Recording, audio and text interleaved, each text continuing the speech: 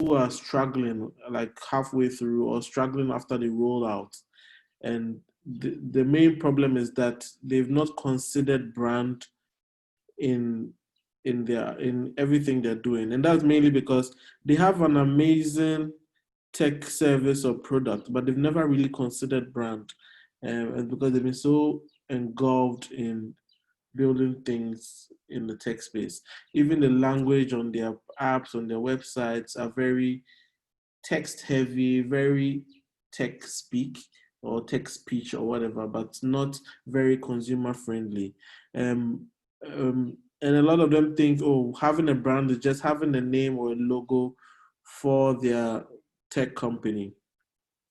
However, it's beyond that. There's more to brand than just a name or logo. And if you can see on my screen, is the iceberg concept. What you see at the top is the name and the logo, and probably the interface or whatever tech product you have. But what is below is basically the experience people go through. Is basically the experience, the benefits, and the value that they get from using your tech product. If at a point you can't hear me, just prompt me so I rephrase whatever I'm saying. Yeah. This session is going to show you how more to position yourself, how to find your purpose with the brand, and how to incorporate it when you have a tech product or you are setting up, you are rolling out a tech product or brand. Um, every principle that I'll teach here applies to everything that's marketable, be it a hub, be it a business, a brand, be it an offline product, be it an online product. Every principle I would share here can be applied to it. I won't. You can take screenshots of the slides as I share them, but I'm not sending the full thing, and you can take notes too as I go along. So speaking of names and logos, I'm just going to share some of the key principles that I've learned over time with regards to naming your brand or your service or your product. First of all, it needs to be simple and easy to pronounce. I always recommend 1 and 2 syllables. If you go any further, you should, at most, like 3 syllables. Fine, you would see some fashion brands having really long names like Giuseppe Zanotti, Louis Vuitton, stuff like that. But that is very unique in that space. I'm not saying longer names won't work, but I'm saying to make things easy for your consumer, try and have a simple and easy pronounced name like Paystack and stuff like that. Like very simple, straight up names that you can always remember, Bolt, Uber, and stuff like that. So that's one. Simple and easy pronounced names are ideal. The next thing is having a name that's self-explanatory and ownership. And I'll tell you a story. So I joined Haptel, which was then SMSGH. I joined SMSGH to help with the rebrand to Haptel. And SMSGH had been working for close to 11 years by the time I joined for the rebrand.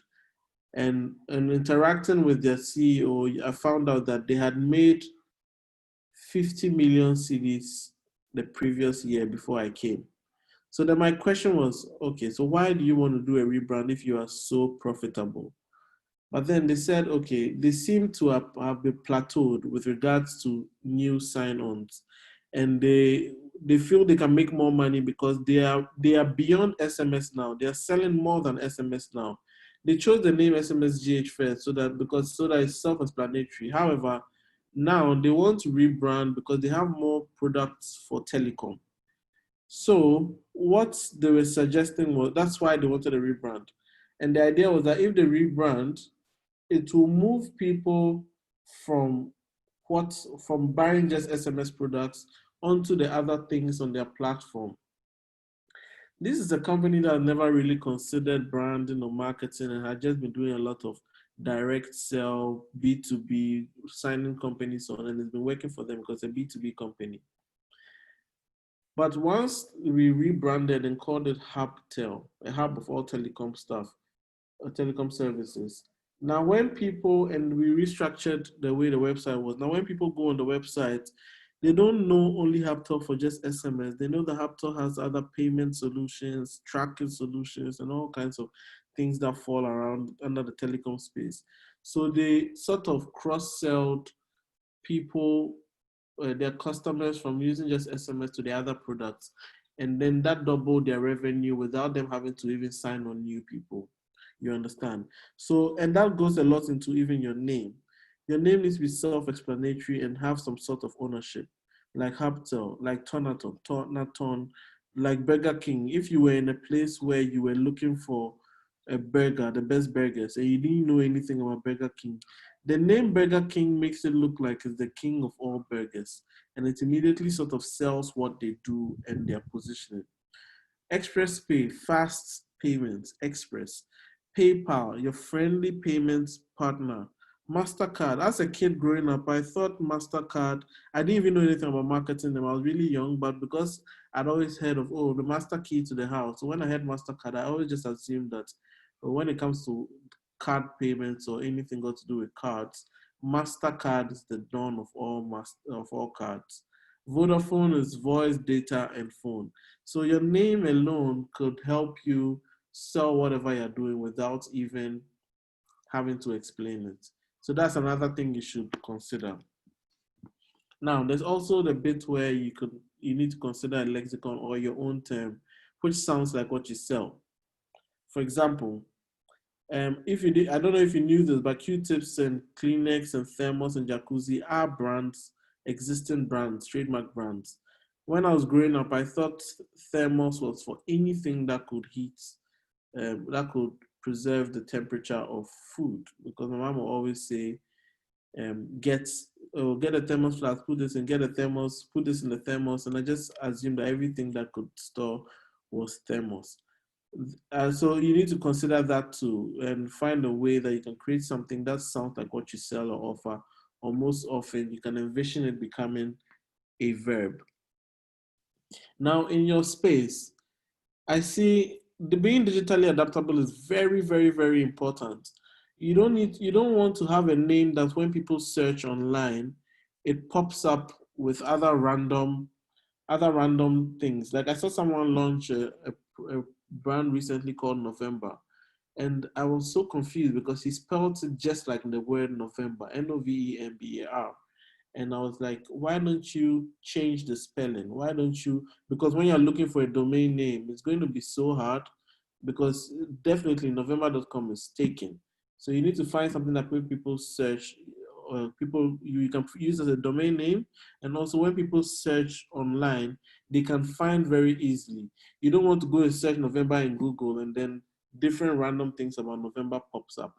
Also, when you're creating a social media platform, that's very important because you don't want to go and be putting underscores and dots and other symbols in between your social media name. It is great to have a name that you can just spell out as your social media name. So before you even choose a name, check how many entries pop up for your brand name when you search online, and also if there's any available domain name with regards to your brand. So my ideal don'ts are, don't choose a name that limits you. Like for example, Taxify had to rebrand to Bolt because the name Taxify limits them to just working with taxis. But then they want to do things beyond just like what Uber does. Uber has helicopter service, has Uber Eats, and has so many other things under the Uber name. And that's just because of the kind of name they've chosen. But if Taxify is Bolt now, they can do anything that alludes to speed or alludes to getting things done fast in the speed of a bolt. You understand? Same as SMSG to Haptor. So don't choose a name so that you have to keep explaining to people how you should pronounce it. Like for example, the rapper Black, in the first few months of him coming out, he always had to come online to explain to people it is not 6 lakh, but it is black. And if you didn't know, the name is Porsche, not Porsche. And all these things you end up having to spend marketing trying to explain to people how your name should be pronounced. I would share I'll share a video with you shortly, for you to give you an understanding of what I mean.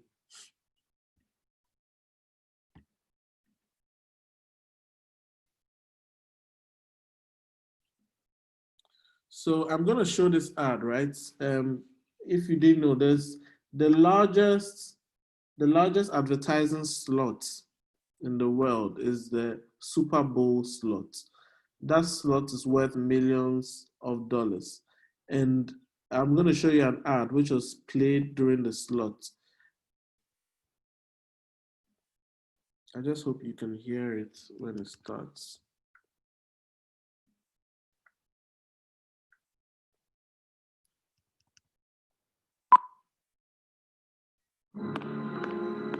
Hyundai Genesis, North America Car of the Year. Easy. Hyundai のことを誰もが今知ってるじゃないか。Hyundai に関しては中毒者だろ。Hyundai hat gewonnen. Das wird Konsequenzen haben. Hyundai のことを誰もが今Hyundai.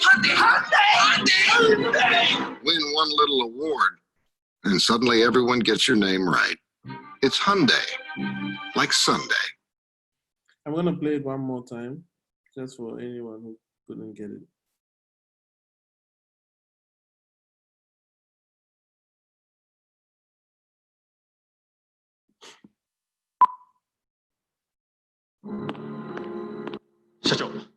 Hyundai Genesis, North America Car of the Year.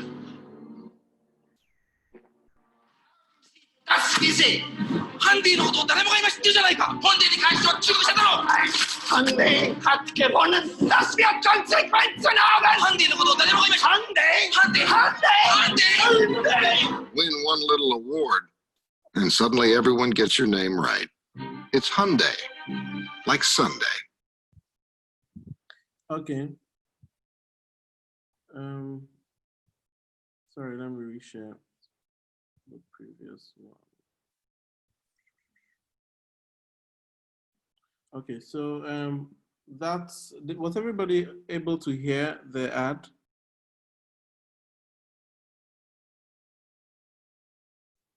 Yeah, I did. Okay, anybody else? Yeah, I did. So that is like $1 million plus spent just to remind people of how your name should be mentioned, and that could have been saved to do something else than just trying to create top of mind. We all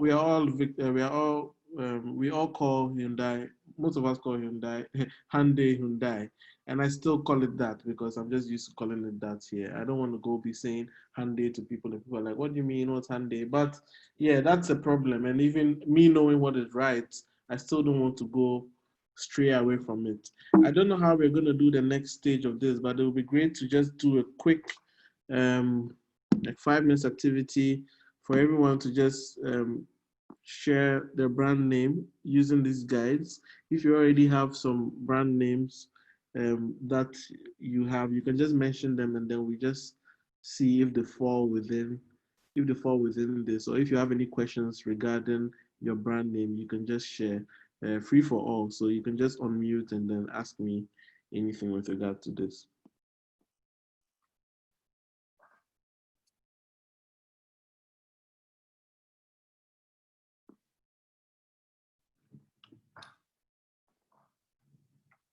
Any questions? Anybody want to share their brand name or any questions regarding brand names?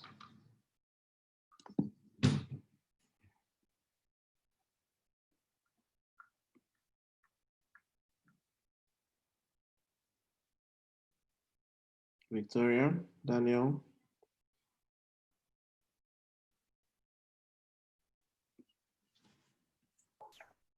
A hand has been raised. Okay, I thought so. I don't have anything off the top of my head right now. Okay. So hi. Yeah, hi. Now. So yeah, hi. So you said, okay, so for instance, I want to maybe just share a brand name and see if it works for the if it works for maybe the industry it's in. So Yeah. let's say a name like Brandfluenza. Brand It's influencer. yes. So before you even continue, I have an idea that it's an influencer marketing platform which Yeah. connects consumers Yes. to brands, right? Yes. Perfect. And they do mobile app development, web development app as well. All right. That's So I wanted to ask if it's like the right name for maybe a company like that in such an industry. it's a good name. Once I was able to tell you what a company does without you even breaking it down to me, it's a good name. Okay. Okay. Yeah, thank you. Anybody else? So I move on.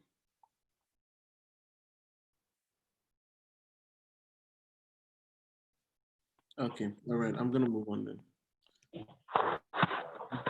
So, what is a brand? I would ask you to define what a brand is, but we will do a little activity which will give you an idea what a brand is yourself. So, just hold on a second whilst we run this.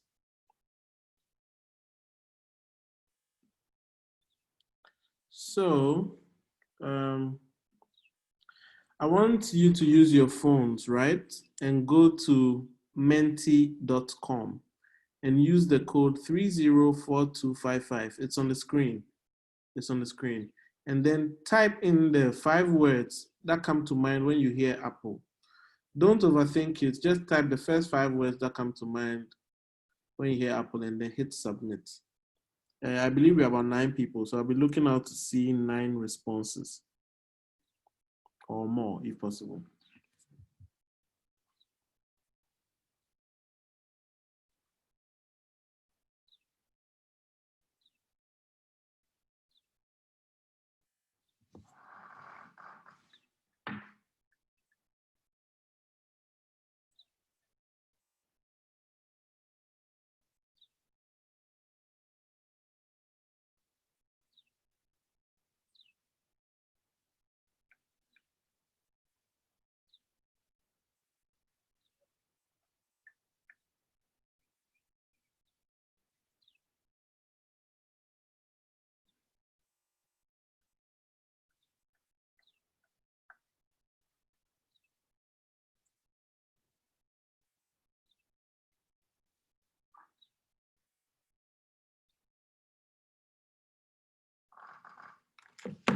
Okay, 2,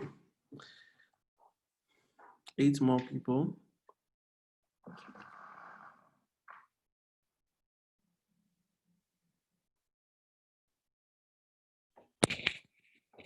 Hello, guys.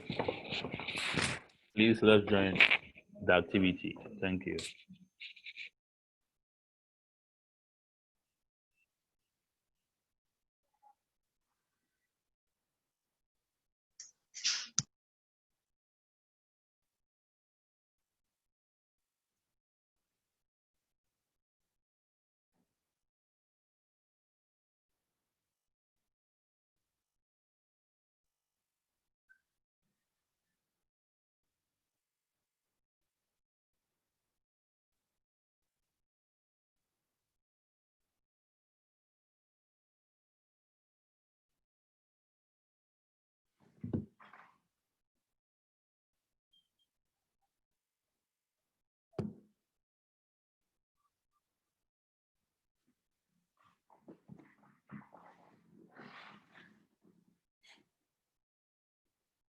One more.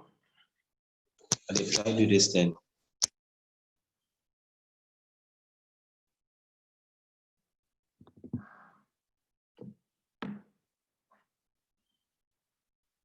Okay, we can just jump into it. So, yeah, this is a clear definition of what the Apple brand stands for. It's really, really interesting that for a tech hub, I am getting fruit as the first thing that comes to mind when you hear Apple. I'm really, really, really surprised that I've never seen this in any of my sessions. And especially for a tech hub where the moment you mention Apple, the first thing that should come to their mind is The first thing that should come to my mind is definitely the device. But what a word cloud does is the top, the bold letters, the words there are the words that really define the brand. So we have here fruit, iPhone, and laptop. iPhone is their hero product, right? So that shows you that when you hear Apple, the iPhone comes to mind. Laptops, MacBooks, yeah. So ideally, if the owners of Apple were to be sitting here right now, they should be pleased that at least their hero product comes top of mind when you mention them. When you look through, you see things like phones, computer device, and it also shows the kind of category they work in. Basically, this just goes to tell you that it's the consumers that define what the brand is. And it's not the brand that defines what it is. The brand would have what they call the brand identity, but the brand image is what the consumers will define. And then I'll explain further as we go along. Let me share the next one.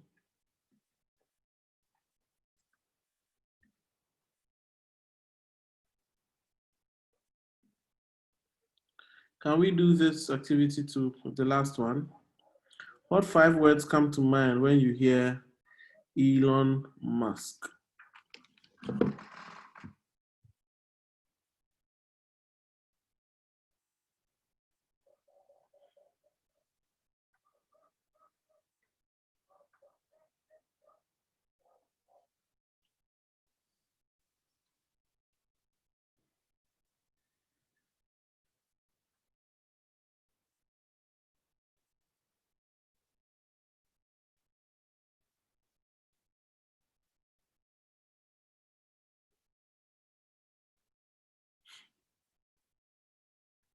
Hi, I'm not seeing anything from Al Hassan, Albert, Amina, Rahman, Victoria, Isaac, Rebecca, Nanette, Women's Haven Lead, Zachariah. I'm not seeing your responses on the chat. Yes, this is Albert. The network here is worrying me. That is why. Okay. Hello. But I'm doing all things possible to listen. Yeah, that's fine. Yeah. All right. So we have 3 people. Okay, 4. 5 more, please. 4 more.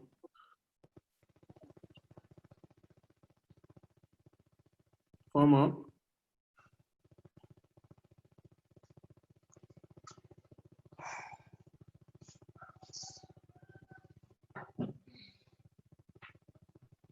Three more.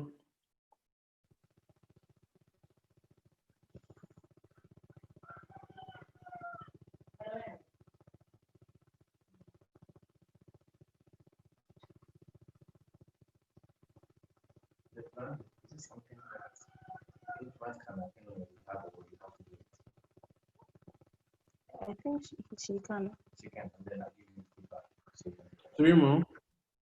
Hey, I just marked on the screen. I don't know what that's from. Anyway, should we proceed? Okay, all right, let's just proceed. So when Elon Musk comes to mind, first thing, the bold words that we've seen there are innovation, electric car, Tesla. Can someone mute, please? Entrepreneur, innovation, electric cars, Tesla cars. Do you think Elon Musk wants to be identified for these things? If yes, then he's definitely doing a good job because he is, yes, an entrepreneur. A lot of his works are innovative. Tesla comes to mind when people think of him, and then electric cars and cars. So yeah, that again reiterates what I said about the brand identity matching with the brand image. And I'll break it down some more as we go on. So basically, a brand is a sum of your identity and your image. It's more than a reputation. It's basically a perception. It's what people think about you and how you position yourself, and I'll teach you how to position yourself. So this is an example. If you know these drugs, so Value Health makes ibuprofen, same 200 mg as Eurofen's 200 mg, all ibuprofen. But on the market, you'll find out that Nurofen is much more expensive, and they are able to price their product like this because of brand. I walked into a shop to buy Imodium recently. I just had a tummy upset and I wanted Imodium, and they said, when they told me the price, the money I had on me wasn't enough. So I said, you know what, can you give me something else that does this? And the woman said, oh, we have another product. It even does better than Imodium, but it was half the price of Imodium, and I was wondering why. But yes, obviously, because I understand brand, I know that it is because the Imodium brand, they put more investment in the Imodium brand, and they're able to position themselves in a way that they can price their things more than some. And I'm sure there are so many other examples you can give, like Converse and Off-White, and even Apple. Apple is a good example. There are so many devices, even Samsung does more innovative things than Apple, but Apple will still price their things more than Samsung and will still be positioned in a better way than Samsung. And I'll give you a little branding history so that I get to put you in a space of understanding what brand is before we even dive into the rest. So brand started as a sign of ownership when people had, let's say, cattle, and then they put their names on it to show that, oh, this is mine. Then it moved to quality, where now they want to show that, okay, my product in the market has my sign on it, and that should show that this is better than some. Then now people now start identifying to it, and that's why people even wear Nike t-shirts and wear merchandise from brands and stuff, and it becomes more than just more than just ownership and quality, but they identify with the brand that, oh, this is a youthful brand, this is an old brand, this is a girl's brand. And then now start making brand promises like Nike's Just Do It. Like my sister would go and buy Nike apparel for gymming, and then come back, go to the gym, come back and come and eat banku. And I'll ask her, young lady, why you spend so much on Nike, and then you go to the gym and you don't even exercise? And she will just after she tells you her reason, you'll find out that she feels like buying the Nike alone makes her work out even better than the rest, because Nike sells that whole thing of performance. Just do it. You can achieve by just doing little. You get what I mean?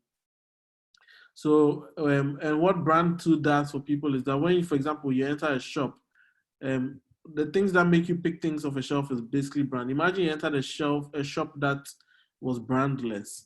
It would take you forever to come out of it. Even when you're looking for things in the Play Store, in the iOS, you're on iOS, you're looking for familiar apps, familiar services that you know. You're only able to make a decision because people know it, or you've used it before, or someone has used it before and recommended it to you. So basically, brand helps people to differentiate things from others. And what brand does to people is that it makes them do 3 things. They think, they act, and then they feel. They think, they feel, and then they act. And it's in that order. When someone is trying to sell something to you, you think and try to make logic out of it. And then now eventually you have an emotional connection to it before you make the purchase. So people don't buy things from logic. They buy things from emotion. The difference between emotion and reason is emotion leads to action and reason leads to conclusions. So you should always put brand at the forefront of whatever tech activity you're working on, or brand or product you're working on, so that you can appeal to the heart of your users. There are 3 things that I say always make brand successful, and it applies to the tech space too. And we are all very familiar with BlackBerry and Nokia, and how BlackBerry completely fell off, how Nokia at a point was the highest handsets maker in Africa or in the world, and then they also fell off just because they could not be innovative and stay leading. You always need to make sure that you are trendy. You don't say you had a software that you built or a product that you built that was doing so well in 2005, So because of that, you do not want to move away from, you do not want to improve on it or move away from it. I worked in Hapton and I saw how they constantly, the dev team constantly were looking for ways to improve the experience and the user experience, because people's palettes change every time. People's need for things change every time. People need to always, things change daily. So you always need to find ways to appeal to people daily. If TikTok is up and it's becoming the thing now, find a way that your app can integrate with TikTok so that it can be viral to when things go viral. Those are some of the things you should be considering. So always try and stay trendy. Always try and stay trusted too. Trusted is just being very consistent with your offering. How consistent are you? Are people going to know that anytime they pick your app, Express Pay, whatever it is, they know that no matter what, it will deliver on its promise, on its solution. So try and stay very trusted, stay true to your word, and whatever you commit to doing, make sure you stay consistent. Innovate, but be consistent with your delivery, with the reason why you started and your vision.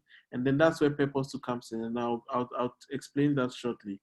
Then also be very transparent, be very natural, very human. Respond to people like a human. Don't let your app look like a bot. Yesterday, I was in a session with a client who is about to release an app for healthcare. And they were as part of the competitor insights. I don't know if you know Grace Health. Grace Health is a WhatsApp platform that allows people to talk to a medical practitioner. But Grace Health is a bot. It's a robot, and for someone who needs medical help, and also in the local setting, you would want to interact with someone who really understands you. So for example, when you chat with the bot with shorthand or with local terms or slang, the bot is confused and doesn't respond accordingly. That breaks the transparency and the authenticity of your solution. So you need to consider things like that. You get what I mean? Now, what makes brands fail is what you stand for, the identity versus the image. If these two do not match, like what we did in our test, then you know you have a problem. So I would advise that every single tech product or service that sits in the hub, they should constantly do surveys and tests to see if the consumer understands or identifies them for what they think they stand for. So in-house, you would have an identity you want to represent, but then if a consumer does not think that's what you stand for, then you have a problem. The only way you can achieve this is brand positioning. And then now we're going to jump into what brand positioning is and how you can position your brand. Any questions so far, or should I proceed? Hello. Yeah, hi. Proceed. Albert here. Albert. Yes. You do mention during your presentation that you are to buy this in a shop, but they realize that the price of the medicine, am I right? Yes. Was low. Yes. But because you understand brands, you were able to buy because you realize that the brand are able to position itself in terms of the price and all that. But my question I want to find out is it always the case that maybe the price of a product is lower than other competitor prices? Is it always the case that it's coming from the mind that they are pushing themselves on the price, or maybe quality issues comes in here? Okay, so I use that example because when you look at those two products, they are the same gram. The packaging is all paper packaging. There's the same product. Basically, everything to produce value health ibuprofen is the same thing that Nurofen will use to produce that. But Nurofen is able to position themselves higher because of their brand positioning. So it's not always the same. Sometimes what goes into production, what goes into your storage, what goes into so many other things, your logistics would obviously be more expensive than the other party. But I use those examples because when you look at everything in the value chain and the production, it is the same. You understand? So why then is one more expensive than the other? And one is able to place themselves as more expensive than the other because of their brand positioning. Because even if you can tell, they front Nurofen boldly, and because they've invested a lot in the Nurofen brand. That when you know Nurofen is the one selling this, you trust it because they do a lot of brand communication and a lot of investment in their brand. So it's not always the case, but when you have a well positioned brand, you can pricing in the market is not a problem for you. You understand? And I gave an example with Apple and Samsung. Samsung does a lot of things even better than Apple, but then Apple is still able to position themselves, price their things differently more than Samsung because of brand.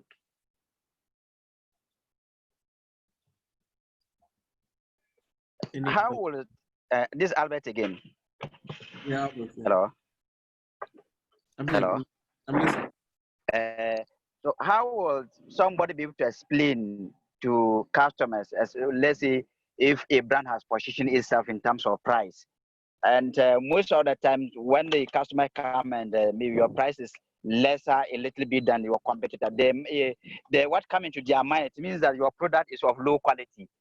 So how then do someone or a business be able to explain to customer to understand that it is not about quality, but maybe it's about the brand positioning?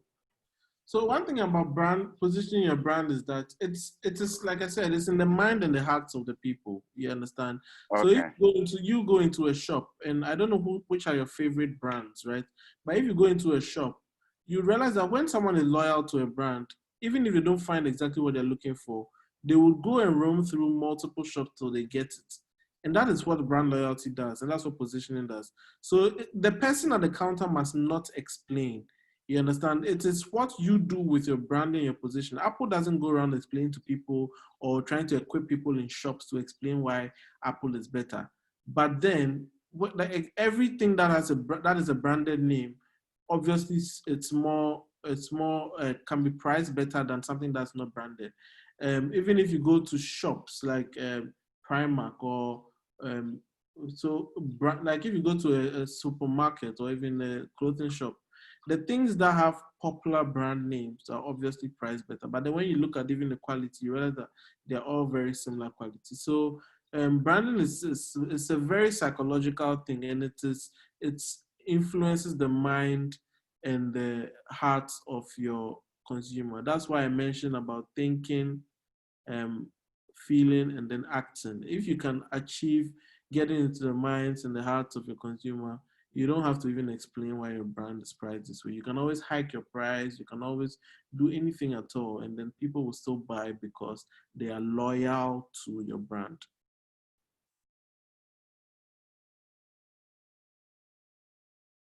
Understood?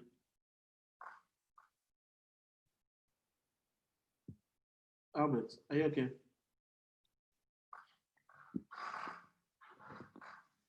Hello?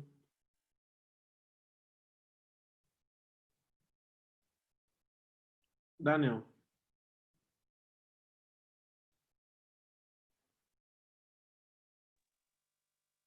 Hello? You can move on. I can move on. All right, okay. Yeah. All right, so when it comes to brand positioning, you ask yourself, it's basically what makes you unique and stand out from your competition. There's something we say that brands that are well positioned are hard to replicate. There are multiple electric car brands, but if I ask you to mention 5 of them, I'm sure you would struggle. However, Tesla always comes top of mind when you're thinking of electric cars because of how well positioned they are. So even though they have competitors are not able to replicate it. Have you asked yourself why other people can replicate what Apple has done so far? And Apple, because it's well positioned, and even if your cable messes up like in the picture on the screen, you still purchase another cable. That's not the reason why you drop Apple, because you've built some loyalty for it, and it's just because they've settled in the mind and in your mind and your heart. so well that you would always see Apple as superior to anything else. So you should always aim at that. So for you to be able to position your brand, there are three things that I always advise people to do. I always advise businesses, brands, and like I said, it applies to everything. Whether you're a tech hub, you're a tech company, or anything, you need to apply these three things. And these are purpose, proposition, and personality. Most of the time, tech companies have gotten proposition planned out properly. But the other two things, the purpose and the personality, are the two things that they never work out. But we'll go into it and then you would understand. So your purpose, your proposition, and your personality are the things you need to work on to achieve your brand position. You can take a screenshot of this so that you can always refer to. So just give a few seconds before I move on.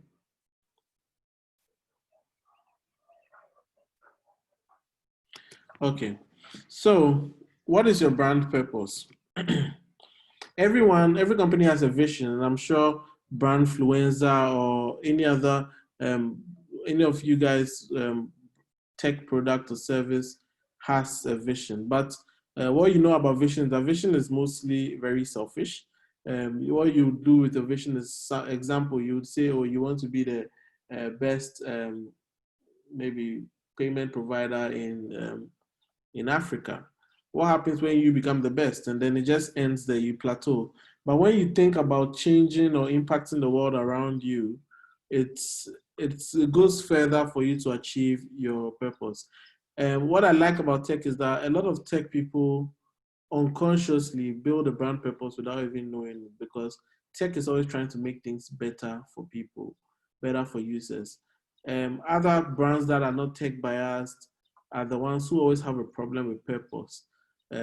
So with regards to tech, I think you guys are already in a good light with regards to purpose, but then I'll show you how to identify your purpose intentionally, and to be able to achieve everything you want to achieve. What purpose does basically is that it drives staff commitments and business decisions. People always ask me, oh, you two, I just want to, and it's very common in Ghana. People just want to make money. People are looking for funding.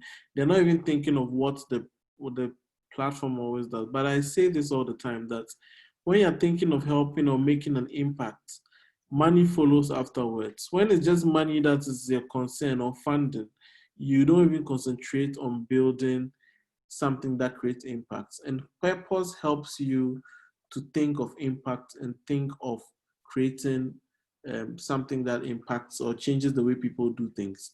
So this little cycle or diagram on the screen just shows how purpose impacts your business. So purpose motivates your people and everybody you're working with.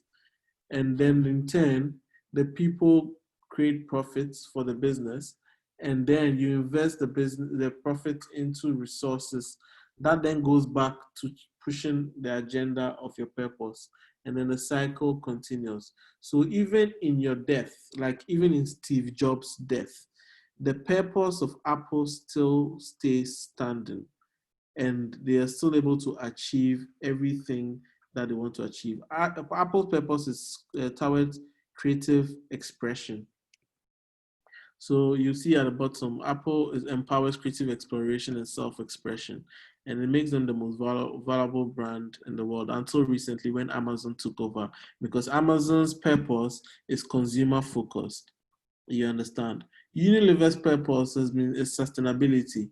They weren't like that before, but then since the world started complaining about sustainable stuff, they created 3 products, Dove and Lipton, and refocus Lipton to focus on sustainability. And then those 3 products are growing 50% faster than the company's other brands and delivering more than 60% of the company's growth. So I'll teach you how to create your purpose in the coming slides. Nike, for example, purpose is to bring inspiration and innovation to every athlete in the world. So 100 years from now, you will know that, you will see that even no matter how big Nike becomes, they will still be creating solutions that aim at bringing inspiration and innovation to every athlete in the world. They will surpass their vision, and everybody in the business will work towards bringing inspiration and innovation to every athlete in the world. So how do you find your purpose? You can take a screenshot of this to just remember. I call this the butterfly concept. And you can only achieve your purpose when you know what is wrong with your industry. And by knowing what is wrong with your industry, you use what is special about you, whether it's about your business or not, whether you are a team of just developers, a team of researchers, whether you have experience in something, that's what's special about you. You can only fix what's wrong with your industry, what's special about you, and then that becomes your purpose in the middle. I'll show you how some brands achieve their purpose. I like to use Rihanna a lot because she's a really good example of finding her brand purpose. In Rihanna's world, women of color are not represented properly, right? And what's special about her is that she's famous, she's influential, and she's a trendsetter. Everything she does, people just follow suit. All her fans follow suit. So when she had an opportunity to discuss with LVMH on setting up a brand, her purpose was to champion a cosmetic product that favors women of color. And if you look at the Fenty range, everything under Fenty tries to represent women of color properly. And even 100 years down the line, if she decides to innovate or change anything, it will still be targeted at the purpose of representing women of color properly. So she can never run out of a range of things because the purpose is impacting and changing the way people do things and making an impact in the world. So that gives a good example of how to build a purpose. Another example is Unilever again. So what's wrong with Unilever's world is that people are destroying the environment, climate, and the future. What's special about Unilever is that they create everyday consumer goods for consumers. And that's their day-to-day. So then now repurposing that to find the purpose is creating sustainable consumer products because that's what they're good at. So now their purpose is to creating sustainable consumer product, and that has become the Unilever's brand purpose.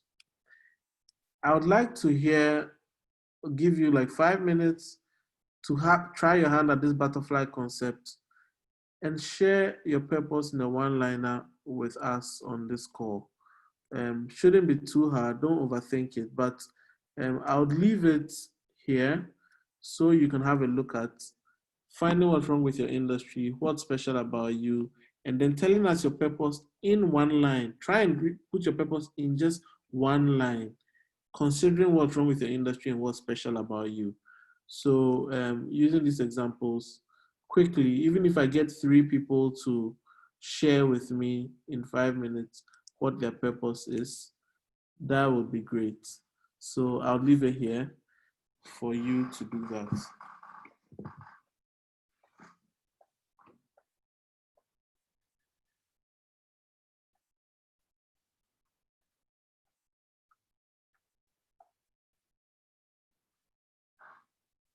Whoever finds their purpose first should just share so that we can move on.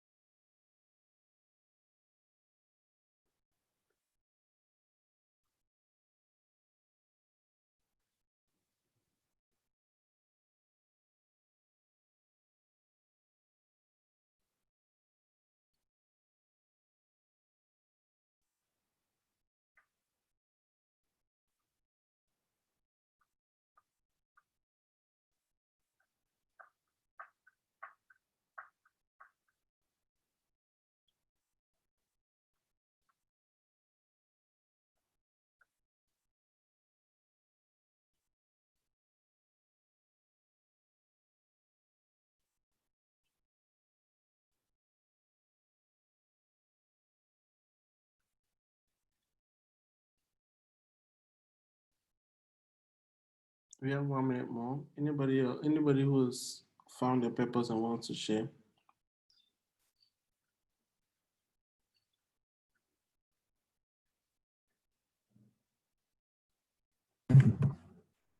Hi. Um, Yeah, so okay, I would like to share mine. okay. So my purpose is to help connect unemployed youths with talent or skills to sustainable job opportunities. Sorry, say that again. Your purpose is to help. Is to help connect unemployed youth who have skills and talents to sustainable job opportunities. Okay. It would be nice to hear. It would be nice to hear how your how what's special about you became part of the purpose. What's special about you about your business? What's special about pardon? Hello. What's special about your business? About your business? So I think what's special about it is because I've been positioned in an ecosystem where it makes it easy or helps me to actually achieve my purpose. So I'm in a tech ecosystem where we have other people who are actually looking for these talents. So it makes it easy for us to achieve our purpose, even though sometimes there are schedules. So that's what I think is special. Okay, so you are basically leveraging on the ecosystem you have to Yes. connect people sustainably. Yeah. So yeah, that's really good approach. So if you can combine that with your purpose, anytime someone purpose, they know why you represent that. Basically, why how your ecosystem is.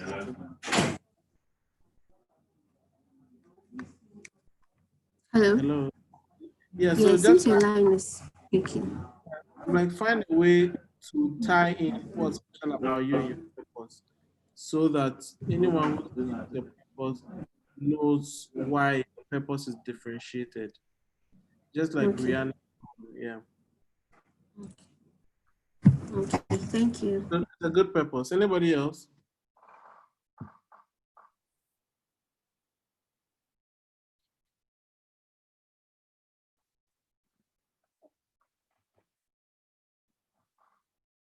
Anybody else?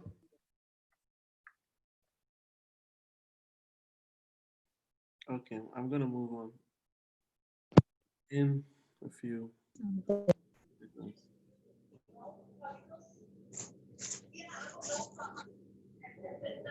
All right. Okay. So the next step is your proposal. A lot of tech companies have good propositions, but Hi, hi, Bernard. yeah. I beg, hold on. Hello, everyone. Please, this is more an interactive session. So please do coordinate and also ask questions, or and also engage in the participation or whatsoever it is. Please, it's not a listening session. Please, thank you.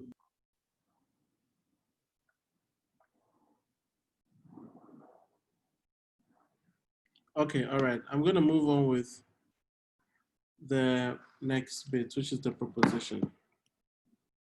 So always when you're dealing with consumers or users of your products, there are common questions that they would ask, and some of them are, what are you offering?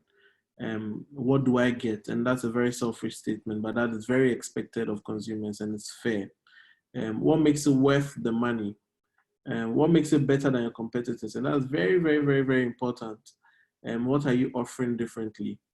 Um, and that is where your unique selling point comes in. I don't know if you know, you're tech people, so you might know Monzo. And Monzo Bank is what they term the bank of the future. That's their proposition.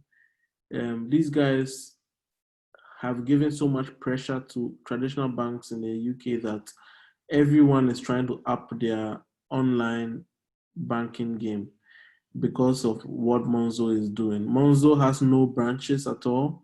The only office Monzo has is the office where they operate from, but they do not have any branches. They send you your card by mail, and every single transaction is done by with just the card that they send you, and also it's connected to your phone and everything.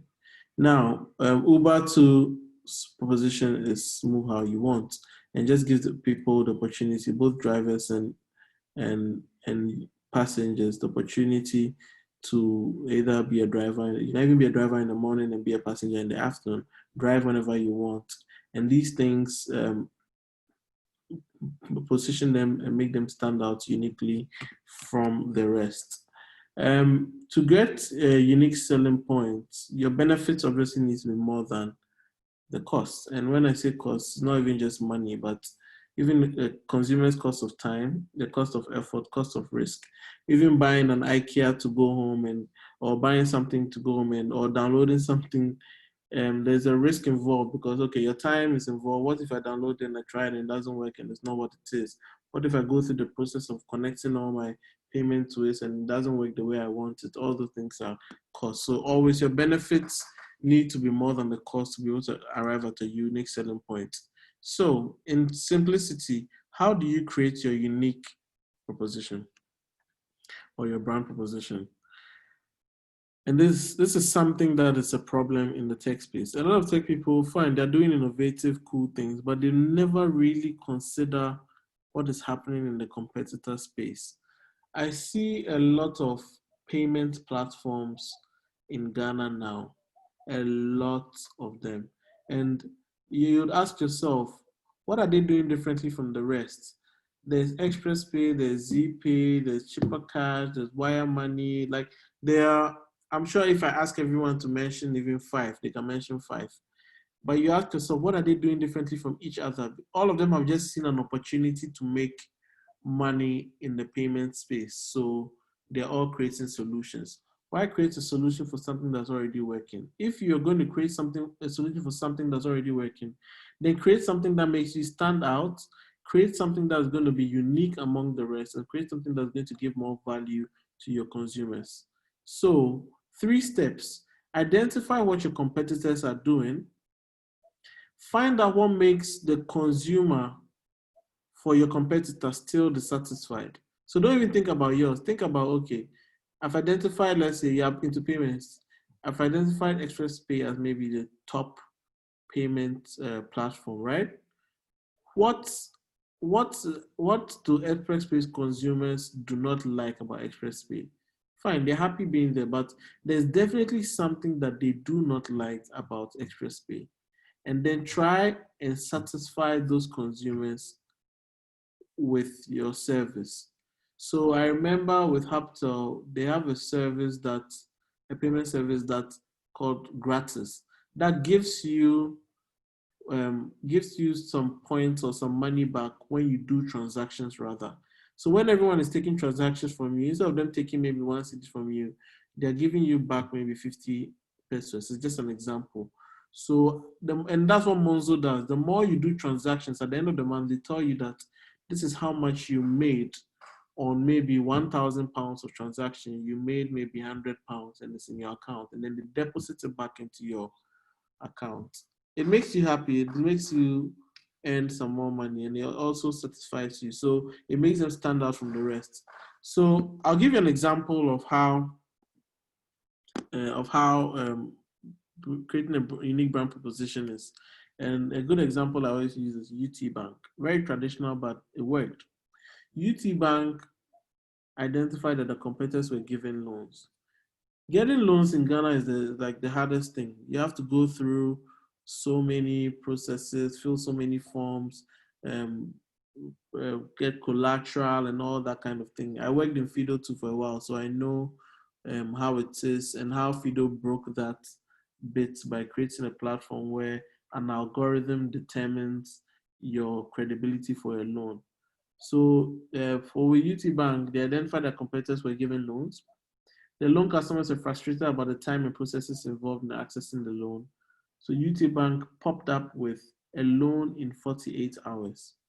And that differentiated them from every single loan how they call it, facility in the country. And in the space of like months, they had the highest loan request. They had given out the most loans.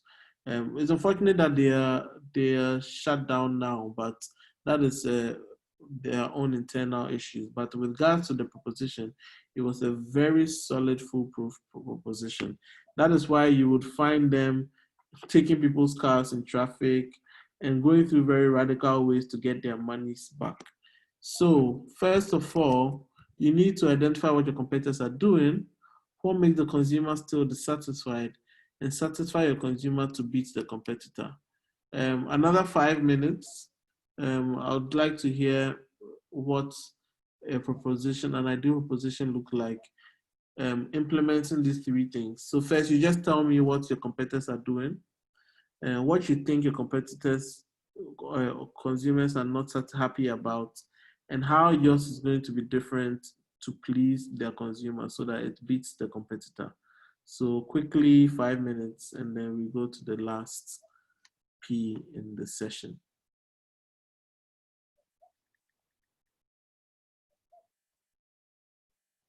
And when you find yours, you can just quickly share it so that we move on.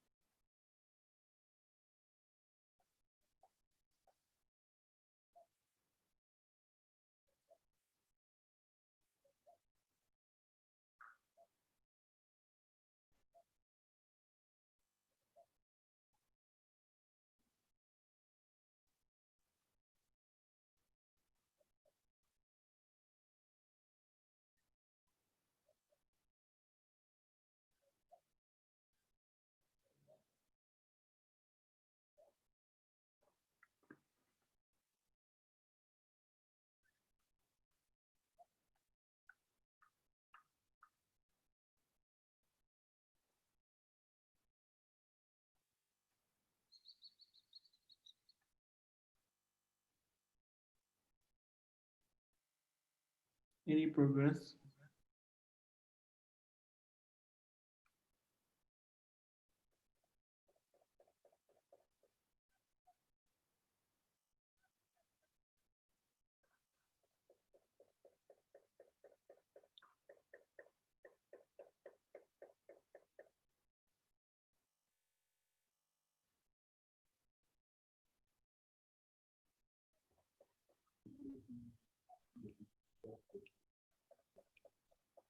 What is it?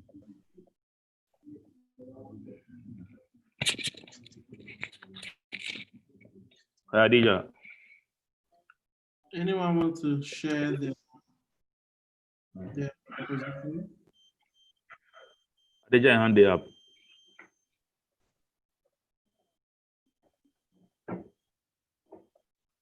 Adija, last one, please speak if you want to talk.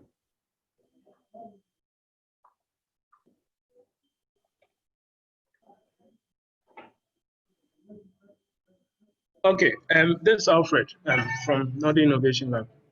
In terms of identify what our competitors are doing now, we've realized that our competitors are mostly, basing their activities and everything around the city or, the regional capital.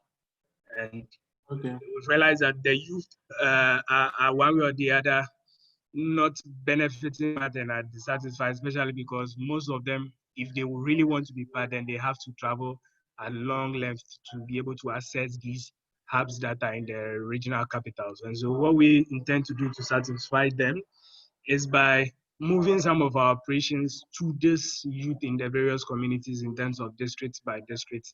Every the first quarter of the year, we pick a district, we move some of the activities that would have been centered within the regional capital to these districts so that the youth will not be dissatisfied that everything is based in the regional capital, but also they will feel some of our activity and presence and impact at their local level.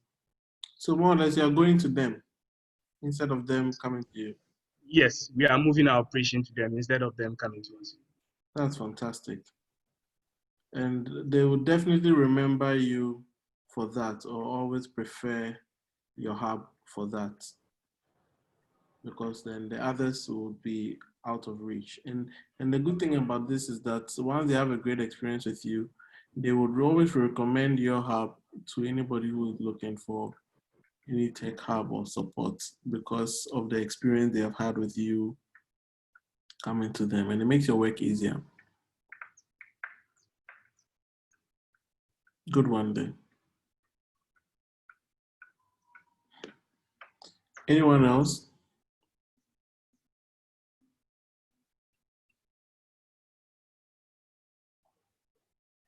But you need to communicate this approach that you've taken very much in your comms so that people know that this is what you're doing.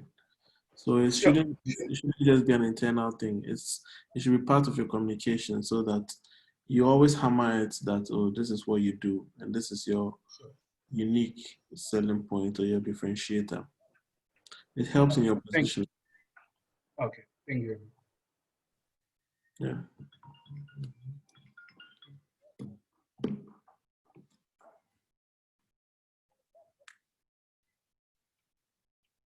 Anybody else? Yeah, so okay, I would like to speak about our employability program. So with our employability program, the first question when we talk about what our competitors do, what our competitors do is they provide job matching, but then at a fee. And with us, they say what makes the consumer still be satisfied. Most consumers are not able to afford to pay because they feel already the market in itself and what you're going to get from the job that you're even applying, that you have to pay a company to help you. You don't even know how much you're getting and you might not even get something better. But then, so that's what we satisfy them. Then how do we satisfy our consumers and still beat the competition? So we brought out a different component that looks at being able to create free job fairs and also the companies that actually have openings to have the opportunity to participate in the job fairs, and as well also go to the various companies and even provide them with qualified and certified clients who would work for them over a period of time. But at the same time, we still pay them, and so it doesn't bring a financial burden on them. So it's like the grace period that we are proposing to them that we have competent people who can work for you, and we'll still pay them for them to prove their worth for you to employ them within a period of time. And so I think that is what we do to be able to beat the competition and to also satisfy our consumers. All right, so Zach, I really love that. I really love that. I also wanted to chip in this for you. So sometimes, even paying money is not even like always like a payment is not even always the answer. But you need to find out what expenses they they they gather in the process of even going to work, like even transportation. If you can find a way to handle their transportation for them, sort out transportation, or things like lunch. Ask your people that what do you spend with the salary in a month? Could be transportation, it could be your lunch, it could be clothing, it could be credit. Even those things, if you can find a way to take care of it or subsidize, it will also help so that even it's not just got to do with you tackling the job salaries and those things. But I like your approach, and I think it's a good differentiator and a good proposition for your hub. Thank you very much. I take into consideration your input and also apply them as well. Okay, thank you. All right. So I'll move on to the next.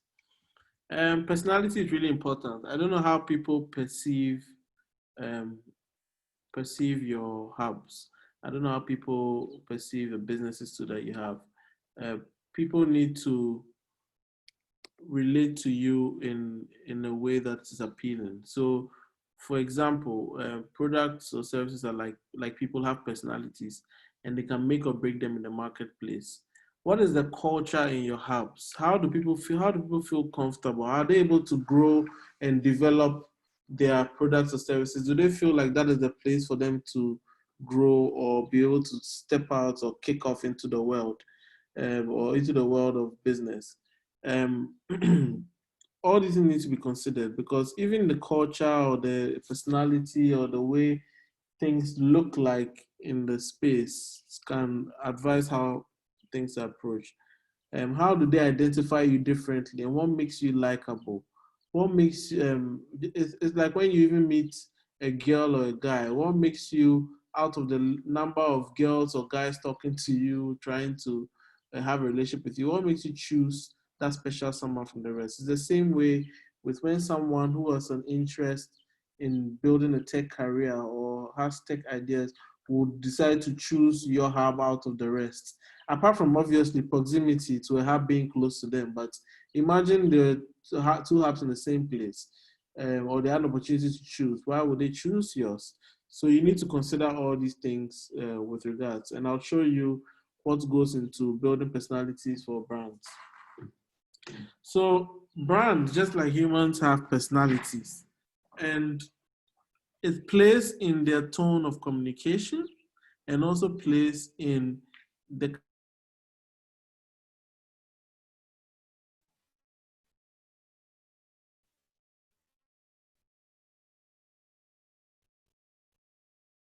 Have they uploaded?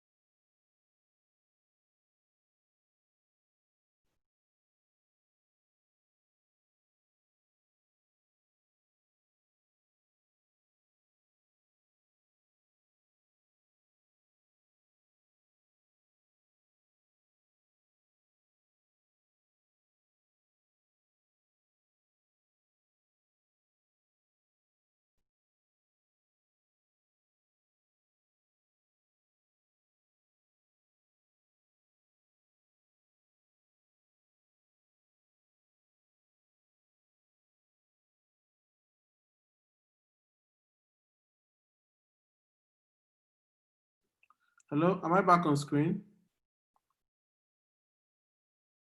Sorry, am I back on screen? Yeah, you Yes, are. you are. Oh, sorry. Sorry, I don't know what happened. So, like I was saying, you don't want to go into a bank and then there's just graffiti and people with tattoos and stuff, or you don't want to go to a workspace that, like I remember when I was starting my business, I was working from a place called Workshed, and I had gone around to other workspaces, but then when I entered Workshed, I felt like, oh, this place is welcoming, the atmosphere, even the lights, the way the place was lit, the kind of broadcast messages they were sending me, they were doing monthly weekly sessions with experts, and I felt like, oh, this is a place that's going to help my team grow. So I was happy working in that from that space. So all these things need to be taken into consideration. So, for example, banks and insurance use these colors, sincere and trusted. Lifestyle, fashion, gaming, sports use colorful, hot colors like yellow, red, and this is because they're exciting and playful, and they talk in a very exciting and playful way. Investment and legal, a place where you're going to take your legal cases to obviously need to be serious and competent because you don't want to take chances. Car brands, machinery, equipment like to talk about how tough and durable they are. So if you notice, they talk in that kind of language. What language or how does your hub interact with its people? How does your hub show that it's creating value for its people? I like to use an example from this brand, Innocent Drinks. If you don't know about them, just Google them. They're very funny, quirky, spontaneous, and they write all kinds of funny things on their packaging. And if you go and check them out, you realize that a lot of brands who are even copying the Innocent way of doing things because it's just very relaxed and quirky. So one of the things to consider when crafting a brand personality for your business or your hub. Three things: design, communication, and experience. And I'll explain. So design is basically what are the colors you use, even in the space. How is the space painted? Is it painted with educational colors? Does it have a relaxing place that people can just chill off? What is the air like? I went to developers in Vogue last 2 weeks, and I really like their setup. There was a couch with pictures, and they just made me feel at home. It made me feel like, oh, lots of people have visited this place. They might be helping lots of people, the plants, everything, and the way everybody was interacting with me. I'm not a woman, but I would have loved to be part of um, of that whole lady community. Um, so those things are really important. Even what kind of designs and what kind of aesthetics are you using in your space? Communication. What is the tone you communicate in? Are you always communicating very serious? Are you communicating in a very playful way? Are you communicating in an optimistic way? Are you always sharing hope? Are you always sharing opportunities, funding, tips? What are the kind of things you are sharing to your audience, to your users, to the members of the hub? What are you sharing with them that makes them stand out? That makes them feel like um, this is the this is a good personality you're exuding, and most importantly, their experience. Experience is everything. Hassan or Zach mentioned something about stepping in with regards to the job and everything. But even providing, obviously, data is a must. Providing data is a must.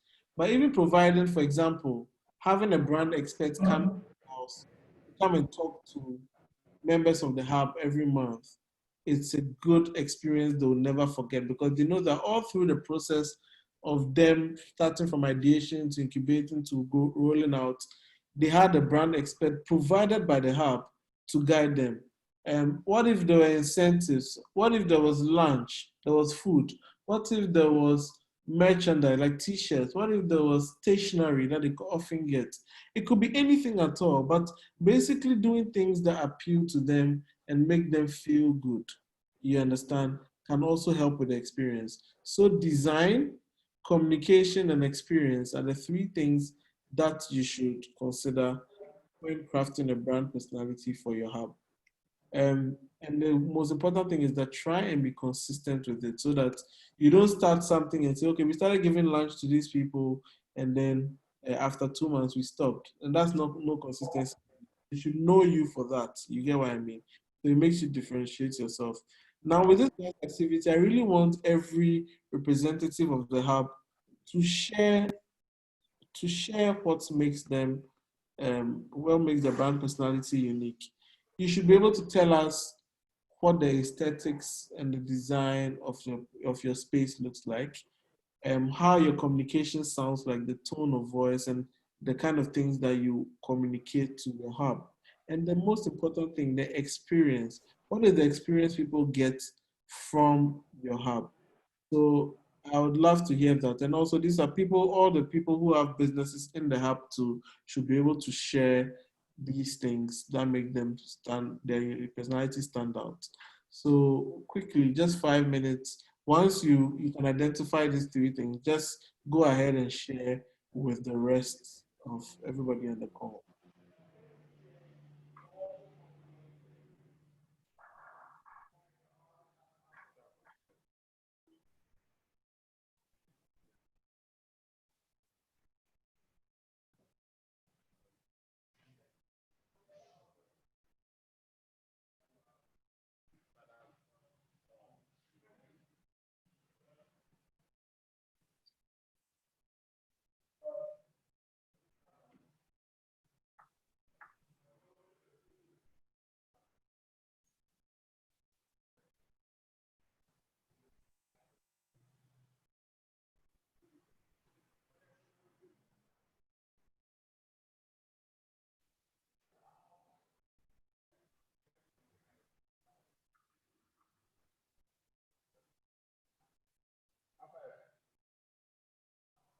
Alfred.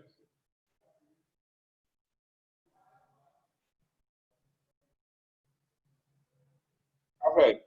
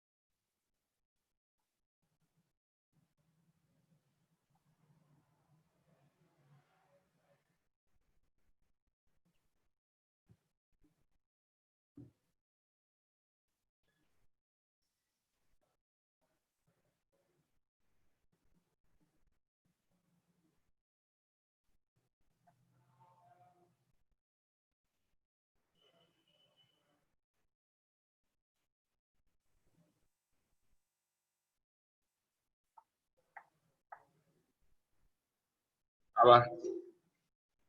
Some computers are connected.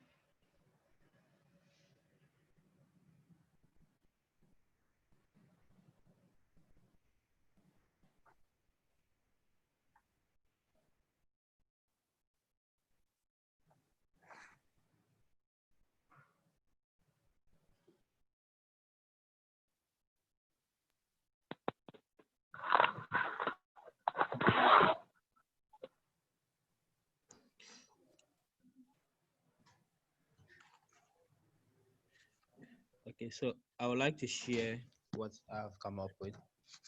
All right, well, fantastic.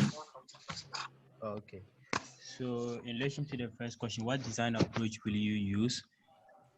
So we've been running a base innovation program, and we work with partner hubs across the country. And one thing that stood out from last year was the fact that we had a lot of people around the country who were interested in the programs, but then they couldn't get access to participate because we can't absorb a large number of people to participate. So in collaboration with the hubs, we're able to come up with what we call the digital piece, which is an app that allows participants who will not get the opportunity to attend in person to have those sessions online through the app. So the tone of communication we have adopted is the fact that we are pushing advertisement, and then we are also getting applicants to know that they have an option of either learning online or learning offline. And in relation to the unique experience our consumers will feel would be that this time around, we are having a broader scope, and then we are also creating a digital path that allows people to participate without necessarily having to go in person, especially for those who will not have the opportunity to participate in person at the various hubs across the country. What do you think about that? When it comes to your communication about the whole online, do you constantly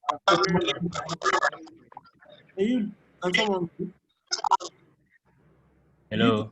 Do you constantly remind them of why on the benefits of using online as part of the communication? The benefits of being online. Online. To them of the benefits of being online, because you said there's an option for them to do online. It would be great to always make sure that when you communicate, you have a benefit of showing people or showing them what benefits they get from working online or working offline. And that kind of tone it's more how do you call it? Informative and educative. It makes them feel like they are learning something. So yeah, that helps. Okay. Thank you very much for the input. Yeah, so we'll add that as well. And one thing that we have to come out clearly. What is your experience in one line? Sorry? If you were to say your experience in one line, what is the main thing you offer for your experience? User experience. Yeah. Okay, so in one line, I would say the experience is a flexibility of choosing between wanting to be in person or offline, online rather. What kind of resources do you give people?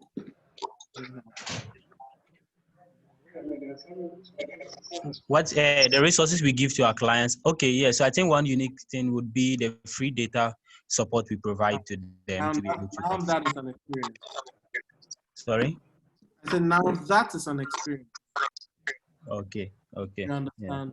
Yeah. If everyone is giving free data, then it's not an experience. But if maybe everyone is giving 1 gig of data, then you're giving 2 gigs. Okay. You understand? People should choose for something unique. Sorry? People should always choose you for something unique. So if you are given extra data than the rest, then that's an experience. If you are given lunch, it's an experience. If you are given a free brand consultation, that's an experience. If you're given how do you call it, access to maybe master class or access to resources or access to a global team, that's an experience. Anything that improves the usual experience they have, that's an experience. All right. Yes, please. Yeah. Thank you very much. And I'm Victoria, grateful for the input. Thank you. Victoria, now anybody else?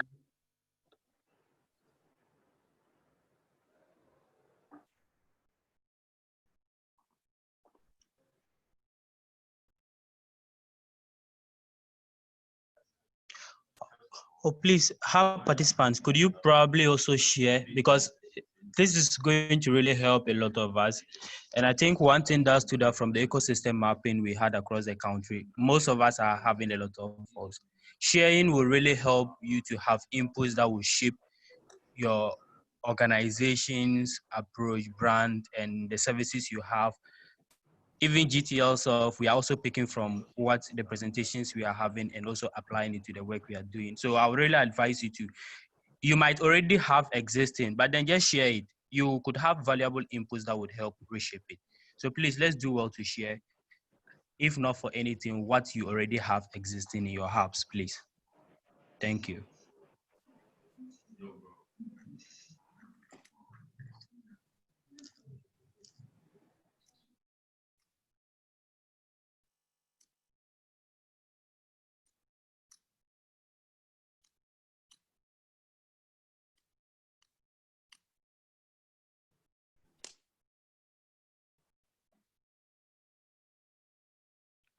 No input from any other hub? Just hold on, Ben. Atuaka, Code Coast.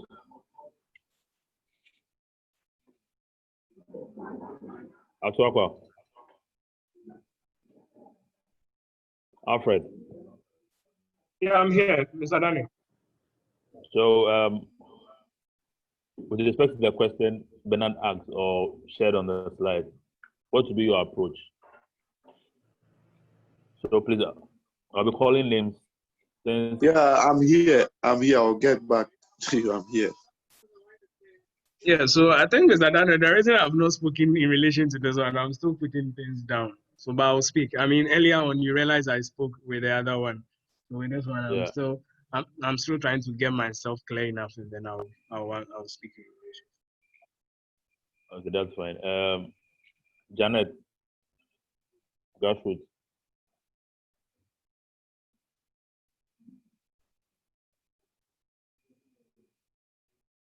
Hello, Janet. Okay, let's move on. Nana Bonzi, Code Coast.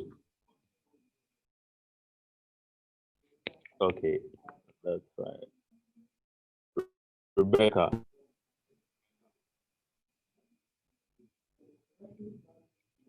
Okay. Sue Bani, iSpace. Hello, Bani. Hello. Wow. Hello. Hi. Hello. Hi. Hi.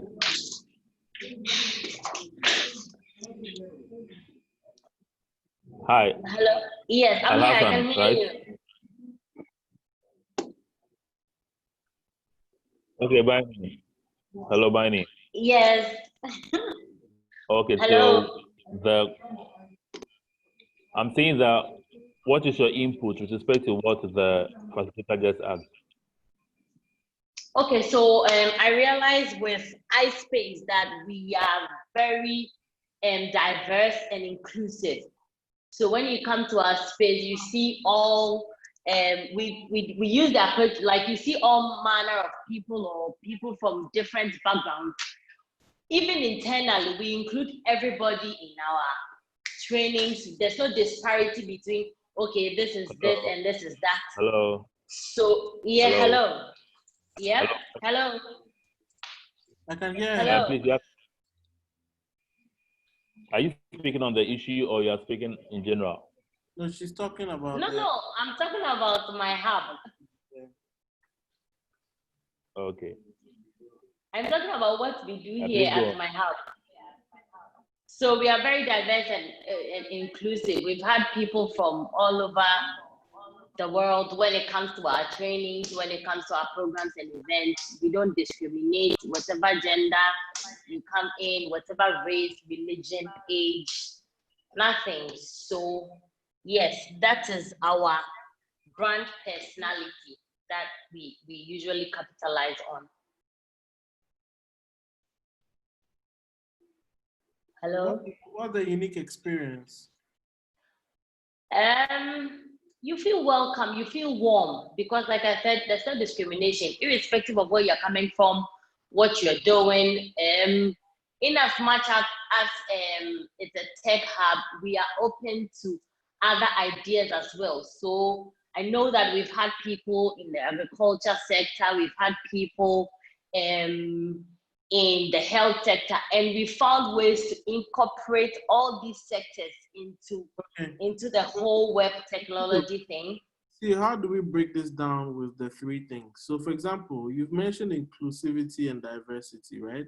For example, when you come to the hub, you have images of people of all races, maybe murals on the wall. Yes. And when you communicate, do you use welcoming words? Do you use things? Do you put out banners or emails that show that address inclusivity? And also, when I talk about unique experience, remember I gave an example like more data, free lunch, stuff like that. What are the things that you do that creates a good experience when people come and use your hub? Okay, so when you come into a hub, you see we have these writings on the walls of various like I said, our communication, whereas we are inclusive. Actually, now we are putting together a document to actually cement it. Okay. So we are coming. That's out to communication, but right now I'm asking about the unique experience that they feel. What is the add-on? Yeah, like I gave an example. Like, is it free lunch? Is it more data? Is it an expert coming in to talk to them? Is it webinars like this? Like Ghana Tech Lab, obviously, this is a unique experience that their users would enjoy because of the free webinar and stuff like that. So what is the unique experience that the consumers feel once they use your hub? Why would they choose your hub over the others? Apart from the thing. Do you have experts coming in to talk to them? What else? What is it? Do you give them stationery? Yes, we do. We give them internet access. We give them laptops to work with. We give them like everything. Okay. Once you enter. What I'll just advise is that you find something that makes you stand out from every other hub, all the other things that you're doing that no hub is doing, and then define it properly so that when the users come, they remember your hub for that unique thing. You get what I mean? Yeah. Yeah, perfect. Thank you. Okay, so I think I'm ready now because earlier Hello. Hello. I said I was. Atu wants to speak. Okay, Atu, you go before I come in. Okay. One thing, when you talk about what code course for the moment, our free programs we've been giving out there, as from the last time our training, people were from Tamale, they came and we offered them accommodation. So during the days this disease, they didn't even go. They still have to stay. We provide them light, and they are students. And anytime we run programs, if you are far, we give you guarantee that we will have accommodation for you. So I think these are the things we are also doing. That is also making us small, unique. I love the accommodation thing. It's fantastic. It's something you've been there, so I hope the last time you saw them. Gabriel, I've been there and I see them several times. And my brother Mohammed also have been seeing them.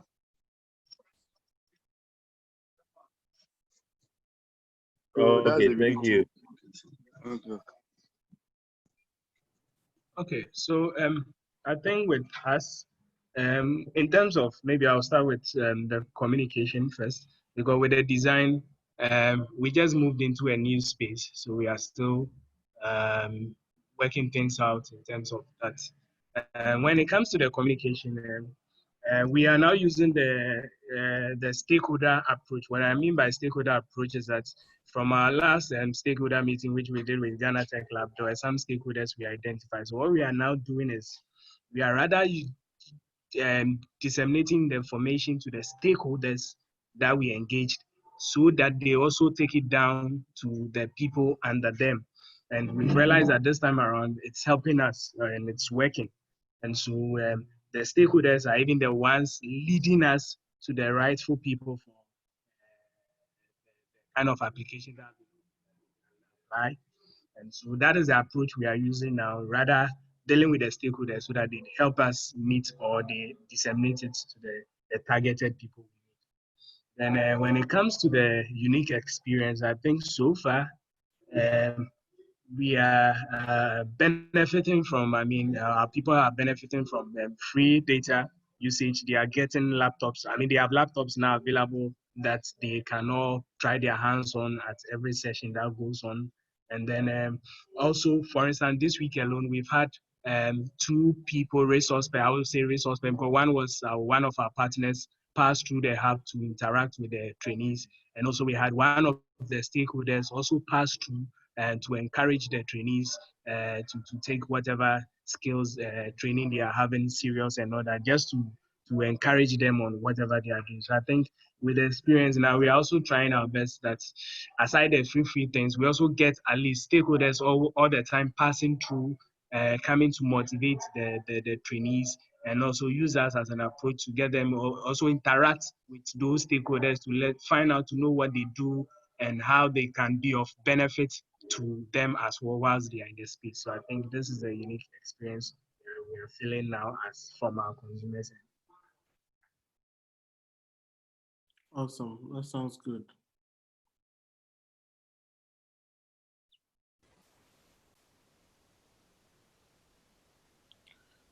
All right.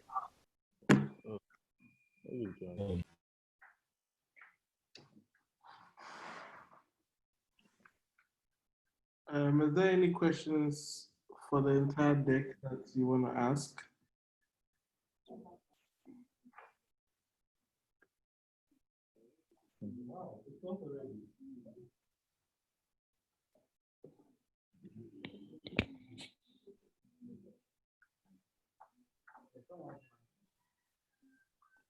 Okay, so what I'll ask is, Bernard, please put the activities of the questions in a PDF format so that we share with them to work around it. Okay, so you want the activities? Yeah, so that I think since it was more impromptu for some or spontaneous for some to share their thoughts on, if we get it for them and give them a period or duration to work around it and submit their feedback, it will help. That's fine. I'll do that for you. Sure. All right, guys. It will be really nice for me to visit your individual hubs. What's the farthest hub? Is it in the north? Yeah, wow. Wow. Okay. Let's hope all this COVID thing ends. I have time to visit individually to see how I can support your hubs and your community. Thank you so much for spending 2 hours with me, and I hope it was valuable for you. All right. Thanks for your time, bro. All right. Thank you very much, and really appreciate your time here in this session. Okay. Thank you. So, for all the participants, they are going to share with you the questionnaire to undertake once again. By this time, taking your time to go to how do you call it, answer the questions, because at the end of the day, it is for the essence and also for the help of how to scale up and also be able to position yourself as a brand in your respective work community. So thank you once again for your time, and please expect an email from us soon. Have a good day.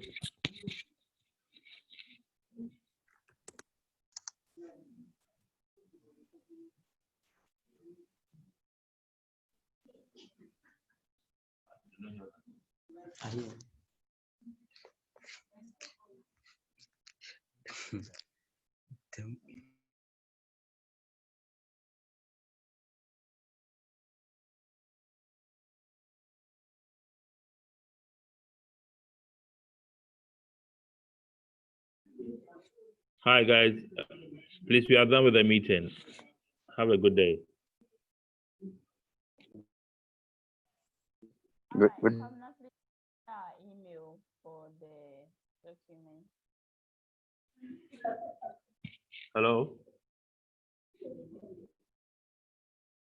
Oh, Hi. hello. Please, should we share our email for the documents? We do have your emails. Okay, okay. So we'll share with you. This Janet, right? Yes, please. Yeah, I do have your email. All Just right. it. We'll share with you. Okay, thank you. You're welcome. Hi, James. How you doing?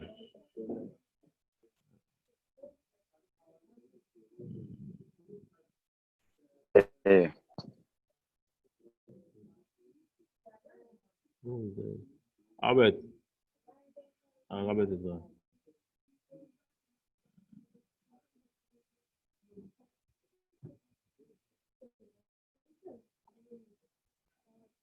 Adam Tete.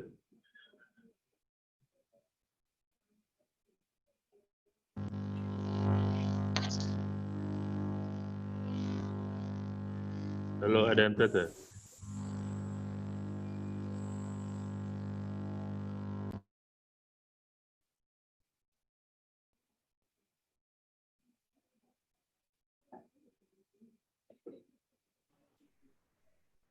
Why is it?